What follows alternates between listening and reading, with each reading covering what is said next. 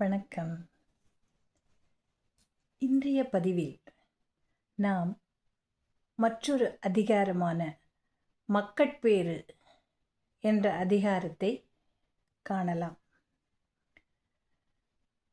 செல்வங்கள் அப்படின்னு சொல்லும்பொழுது 16 வகை செல்வங்கள் அப்படின்னு சொல்கிறாங்க.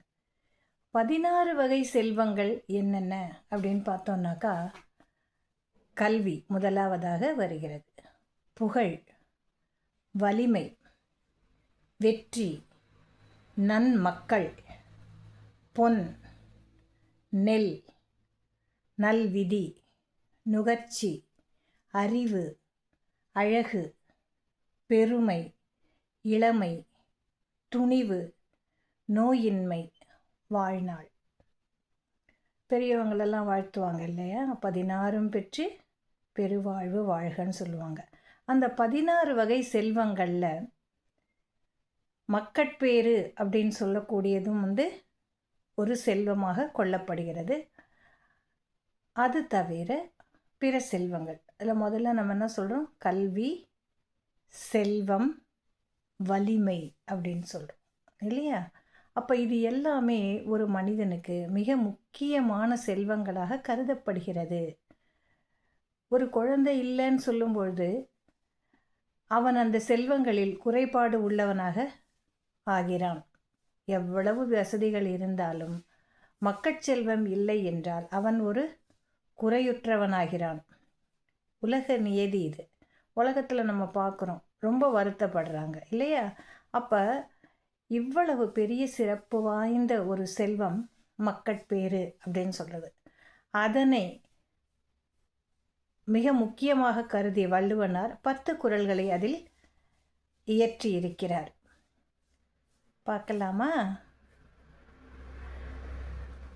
பெருமவற்றுள் யாமறிவது இல்லை, அறிவறிந்த மக்கட்பேரல்ல பிற. பெருமவற்றுள் யாமறிவது இல்லை, அறிவறிந்த மக்கட்பேரல்ல பிற. 16 செல்வங்களில் மிக முக்கியமான செல்வமாக கருதப்படுவது மக்கட்பேறு ஆகும். இந்த மக்கட்பேறு எப்படி இருக்க வேண்டும்? பெரும் அவற்றுள் யாம் அறிவது இல்லை. எத்தனை செல்வங்கள் இருந்தாலும் அறிவுள்ள குழந்தைகளை பெற்றுக்கொள்ளுதல். அறிவுள்ள குழந்தைகள் தான் என்னுடைய குழந்தைகள் என்று நாம் பெருமையோடு பேசத்தக்க குழந்தைகள் தான் மக்கட்பேரில் முதன்மையானவர்கள். பெருமவற்றுள் யாம் அறிவது இல்லை. 16 வகை செல்வங்கள் அப்படின்னு நம்ம சொல்கிற அந்த 16 வகை செல்வங்களில் சிறந்த அறிவுள்ள மக்களை பெறுதல் என்பது மிக முக்கியமான செல்வமாக கருதப்படுகிறது. இதுவே மற்ற செல்வங்களை விட சிறந்தது. எவ்வளோ வசதி இருந்தாலும் அந்த ஒரு குழந்தை இல்லைன்னு சொல்லும் பொழுது அவர்களுக்குத்தான் தெரியும் அந்த வலி. நமக்கு புரியாது, பார்க்குறவங்கெல்லாம் ரொம்ப அசால்ட்டாக சொல்லிட்டு போயிடுவோம். ஆனால் அவ்வளவு பெரிய செல்வத்தையும் நன்கு கட்டி ஆண்டு மேன்மேலும் வம்சம் விருத்தி அடைவதற்கு ஒரு அறிவுள்ள மகனோ மகளோ இல்லை என்றால் அது எவ்வளவு கொடுமையானது. இப்போ வள்ளுவர் என்ன சொல்கிறார்? பெருமவற்றுள் யாம் அறிவது இல்லை.